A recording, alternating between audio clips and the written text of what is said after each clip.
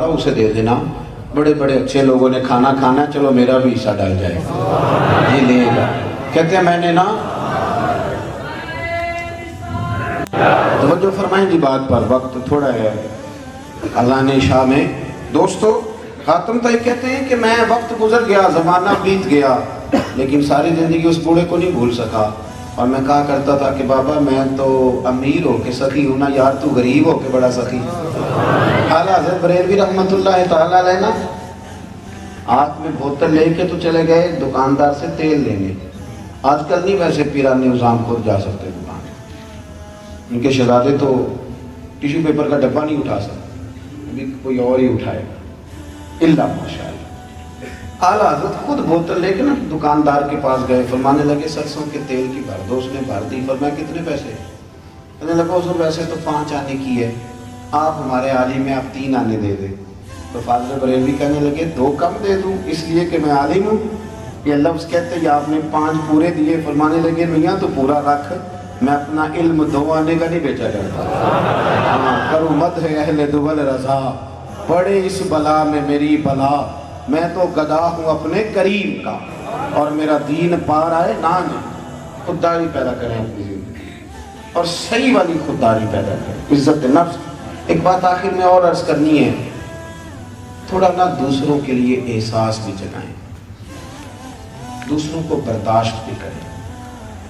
ज़रूरी तो नहीं कि मैं सारा दिन अपने आप से प्यार करूं, अपने लिए आसानियाँ इकट्ठी करूं, अपने बच्चों का अपना ही ख्याल करूं। अगर मेरा नालायक बच्चा नहीं पढ़ता तो जो मेरी बहन का लायक बच्चा है मुझे उस पर इन्वेस्ट कर लेना चाहिए। थोड़ा सा एहसास। लोगों के दरमियान ना बड़ा गैप आ गया है, हम सबका ना एक दायरा कार है, हम उसके अंदर मस्त रहते हैं। मेरे साथ जो 5, 6, 7 लोग हैं मैं उनके अंदर मस्त रहता हूँ, मैं किसी और की बात सुनने को तैयार नहीं होता।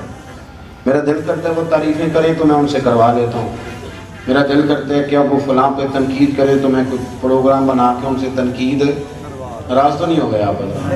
हम सब के ना अपना एक हल्का अहबाब। हम करते क्या हैं, हम अपने लिए जीते हैं, अपनी तारीफ़ें सुनते हैं, अपनी ज़िंदगी में मस्त रहते हैं। इसलिए बड़ी बड़ी सलाहियतें भी जिन लोगों को मिली होती हैं उनकी सलाहियतों को जंग लग जाता है, कुछ कर नहीं पाते। हालांकि बहुत दूर तक उनकी वजह से लोग फैज़याब हो सकते हैं। वजह यह है कि हमारे अंदर एहसास नहीं रहा। अब किसी भी डॉक्टर से पूछें कि यार तुम मरीजों के साथ अच्छा सलूक कर, तो फ़ौरन डॉक्टर आपको बताएगा, वो कहेगा जी मुफ्त दवाई लेते हैं ये तो जाकर बेच देते, मरीज अच्छे होते ही नहीं। अब बात कर लें, आज आप किसी स्टूडेंट से बात करें तो कहेगा उस्ताद टाइम ही नहीं देता, बिल्कुल वक्त नहीं देता, उस्ताद आते नहीं, उस्ताद काम लगे रहते हैं। आप उस्तादों से मिलें, स्कूल के टीचर से बात करें तो कहेंगे इतने नाफरमान बच्चे बात ही नहीं सुनते। हर शख्स ने हर शोबे के बारे में कुछ चीज़ें गाड़ ली हैं। हमने शहरों के बारे में गाड़ दिया है कि फलाने शहर के लोग अच्छे नहीं होते, फलाने मुल्क के लोग अच्छे नहीं होते। आप देखें अरब शरीफ जाने का मौका मिलता है तो वहाँ मुसलमानों से पूछें एक दूसरे के बारे में कितने सख्त तासुरात है। ये मसरी है जी, वो मिस्रियों के बारे में बड़े बड़े गलत लफ्ज़ बोलते हैं, ये बंगाली है जी। क्यों आप ऐसा करते हैं? क्यों इतना तंग नजरिया हमने बना लिया? इकबाल कहने लगे बाजू तेरा तौहीद की कुव्वत से कभी है, और यार इस्लाम तेरा देश है तो मुस्तफा भी है। एहसास किधर गया, प्यार किधर गया? बहुत बड़ा गैप है आज मालिक और मजदूर के बीच, बहुत बड़ा गैप है उलमा और आवाम के बीच, बहुत बड़ा गैप है। हम लोगों ने एक दूसरे को मानना तस्लीम करना छोड़ दिया है। मैं दयानतदारी से आपको बता रहा हूँ कि वकील डॉक्टर के बगैर नहीं रह सकता, डॉक्टर वकील के बगैर, ये दोनों उलमा के बगैर नहीं रह सकते। इनको फतवे पूछने, इनको बातें करनी, इनको दलाइल लेने, बात करते भी हैं और बात बताते भी हैं। कुर्बान पछानन वाले हैं तो गल जान गए गल बोल दे नहीं। सारा पता है कि एक दूसरे के बगैर काम चलता, लेकिन इस बात सिर्फ अपना करेंगे, दूसरे की नफी करेंगे। ये मिजाज गलत। एहसास पैदा करें। वो आप ज़मीन पे रहेंगे ना। मैं थोड़े दिन पहले दोस्तों को कह रहा था कि ये बहुत सारे जो लोग आके कहते हैं ना मैं बेकरार और बेचैन रहता हूँ, तो असल मसला ये कि हसद करते हैं, नफरत करते हैं। ये जिस आदमी को चस्का लग जाता है ना स्टेज पे बैठने का, अपनी बात कर रहा हूँ, तो मैं कभी आ रहा हूँ ना महफिल में, मुझे स्टेज पे ना बुलाया जाए तो हो सकता है मैं गर्दन खड़ी कर करके नकीबे महफिल से कहूँ कि तेरी मेज़बानी साथ लेना, मैं आ गया। ये एक बीमारी है, ये लग जाती है, नहीं जान छोड़ती, ये लग जाती है। और फिर اگر واپس اسی طرح چلے جائے، نہ بلایا جائے، تو ہو سکتا ہے لڑائی بھی ہو جائے، اگلی محفل پہ احتجاج بھی ہو جائے کہ آپ تو پروٹوکول ہی نہیں دیتے، یہ مصیبت بنی ہوتی. اور محفل کرانے والا الجھا ہوا ہوتا ہے، ہم نے دیکھا ہے، وہ کہتا ہے ہم کسی طریقے نال بندیاں نوں راضی کریں. اور تعریفیں، وہ نقیب محفل، خیر ہم تو بڑی اچھی شاندار قسم کی روایات رکھتے ہیں. آج کل تو حضرت قبلہ موجود ہیں، میں کوئی بات ایسی کر بھی نہیں سکتا. ہماری محفلوں میں آج کل جو نقیب ہوتا ہے نا، وہ شہنشاہ نقابت ہوتا ہے، شہنشاہ نقابت. تو وہ میرے ساتھ والے دوست ایک دن مجھے کہنے لگے تھوڑی تقریر شروع کیوں نہیں کراندہ؟ میں کہا اشتہار پہ لکھا ہے شہنشاہ، اس کو کون پوچھے گا؟ اشتہار پہ لکھا ہوا ہے شہنشاہ، آپ شہنشاہ سے بات کر سکتے ہیں؟ سوال ہی نہیں پیدا ہوتا. یہ وہ چیزیں ہیں جو اندر پیدا ہو جاتی ہیں، مزاج بن جاتا ہے تعریف سننے کا، پھر تنقید برداشت نہیں ہوتی. یہ جنگ کیوں ہوتی ہے مذہبی لوگوں کے بیچ؟ اس لیے کہ وہ ایک ذائقہ لگ جاتا ہے، وہ پھر ذرا خراب ہوتا ہے تو وہاں خرابی آتی ہے. تھوڑا سا احساس، تھوڑی توجہ، تھوڑا سا نظریہ. آپ بخاری مسلم کی نا درجنوں حدیثیں آپ کو ملے گی کہ نبی پاک صلی اللہ علیہ وسلم فرماتے ہیں میرا دل کرتا تھا تہجد کی نماز ضروری قرار دے. اب آپ ذرا لفظوں پہ غور کریں. حضور فرماتے ہیں میرا دل کرتا تھا، لیکن تمہیں تکلیف ہوگی، میں نے اپنی چاہت نہیں دیکھی، تمہاری نیند دیکھی. فرمایا میرا دل کرتا ہے نماز لمبی پڑھاؤں. یار اس احساس کو سمجھو نا.